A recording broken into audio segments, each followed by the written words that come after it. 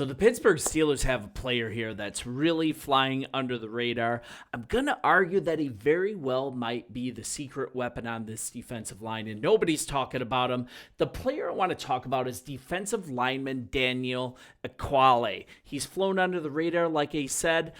And this is a guy that just started 15 games for the New England Patriots a year ago. The Steelers got him for next to nothing.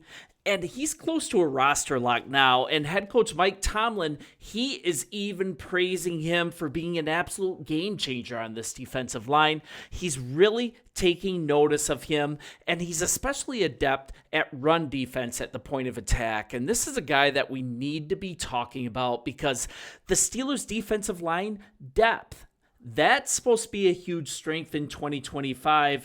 It's led by Cam Hayward, right? Third-year tackle Keanu Benton, first-round pick Derek Harmon. Man, what a great pick he was. But the Steelers absolutely want to win the line of scrimmage. Actually, they want to be bullies. And you guys as Pittsburgh Steelers fans, I'm someone from the outside giving kind of an impartial take on your team on the daily. You guys know you want to be bullies at the point of attack. And this guy's flying under the radar, and he's on the team. And you have a journeyman defensive tackle who's really coming to the Steelers when his career is starting to ascend. He's a big guy. He stands at 6'3". He weighs in at 300 pounds. Just a really intimidating presence on the line. And even more beneficial is that he's versatile. He has the ability to fill multiple gaps for this team. He can move all over the interior. And your defensive line coach, right, Carl Dunbar, he actually mentioned his familiarity with a few areas of need for the Steelers when speaking to team media recently. And this is a great thing here. I'm just going to read what Dunbar had to say. He's come in with a lot of stuff. I think he started 15 games last year in New England. He's done a really good job. He can play nose. He could play 4-eye, so he's a good veteran to mix into that room. So let's talk about his value here, and his value is in stopping the run. He's highlighted his ability to play nose tackle or the 4-eye. That means he can line up on the inside of a tackle's shoulder at the line of scrimmage. It's just really significant. And the Steelers finished as a top 15 defense, 6th on average of rushing yards allowed per game, 12th in total yards allowed per game. You guys, this is a frontline defense, and adding Ekuale to this defense, man, not only good on the front line, but you guys are now deep with a guy that can move all over. So we're kind of looking at what were the losses from last year, right? You've got a Landon Roberts leaving. You've got a Larry Ogunjobi no longer on the team, and kind of lost some pieces, right? And with those players leaving, you kind of lost some, I guess, nastiness. You've kind of lost some ill-tempered play in a really good way. Man, those guys played really tough.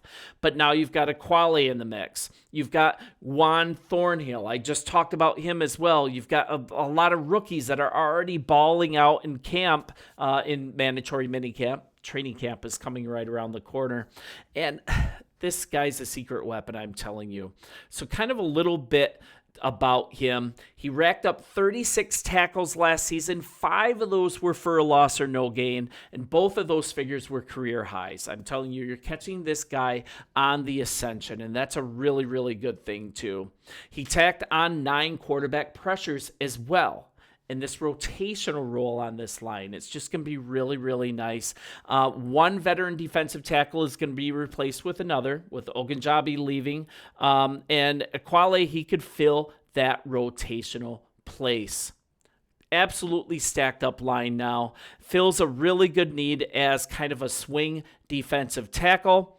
And what else do you have here? He's got 6 seasons of NFL experience, along with 6 sacks, 91 combined tackles, 8 tackles for a loss in 57 games. And for his career, he has started 21 games. And you need him predominantly because you've moved on from Larry Ogunjobi.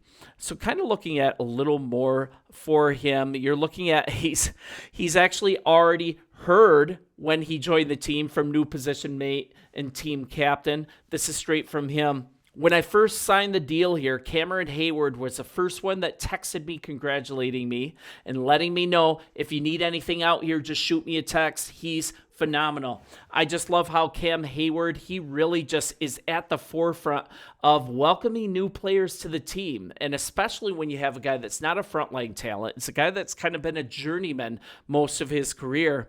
And Cam Hayward, he is just a dude. He is such a blessing for you guys to have on this team. He's 30 years old. He was released by the team at the start of free agency. He then signed with the Buffalo Bills. Then guess what? This is Larry Ogunjobi that I want to talk about. This is what you lost in Larry Ogunjobi. This is one of the reasons why Equale joining the team is such a blessing, because you're getting a way higher character guy. Ogunjobi was released, 30 years old, started free agency, released, signed with the Buffalo Bills, but then immediately suspended 6 games for violating the NFL's performance-enhancing drug policy. And this 310-pound plus tackle, he should walk into Pittsburgh and be an immediate security blanket. And if adding a starter, that definitely was in their plan. Equale can provide reliable depth. It's just such a good situation here. You're looking at him joining a group once again: Cam Hayward, Keanu Benton, Montravius Adams originally, DeVarvin Leal, Dean Lowry, Logan Lee. That's the guys that were originally on the team when he came on. Now you've got some subtraction, plus you've got Harmon now. Just a really good situation. I want to know what you guys think. Do you think Equale is going to have a performance on this team that even moves the needle? Do you think he's in fact going to be a secret weapon for your Pittsburgh Steelers? I really want to know where you guys lead with that. And kind of looking at him continuing in a rotational role that he's done previously in his career. He started 2023 in kind of a rotational role. He had a torn bicep that forced him to miss all but 3 games of that season. And then he returned to the field in 2024 for the Patriots. And he filled in for the Patriots while Christian Barmore dealt with diagnosed blood clot issues. That's unique. So he ended up starting every game of the season but one last year, and that's really the most serious playing time that really he's ever gotten in his career. He had 1 sack, but he had those career highs in tackles for a loss at 2, quarterback hits at 3, vastly improved his tackling numbers with a career high 52 combined tackles. So he graded out as just above average in his first season as a full starter. He ranked 52nd out of 118 interior defenders. But if he plays up even close to that same level in Pittsburgh, definite improvement over Ogunjobi.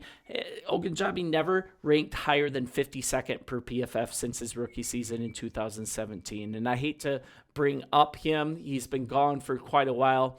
But I think it's also really important to see not only the player that you're getting, but the spot that he's going to have in the team and who he is replacing. Looking forward to continuing to do this on the daily for your Pittsburgh Steelers. Like and subscribe if you haven't already, and we'll continue. I'll talk to you soon.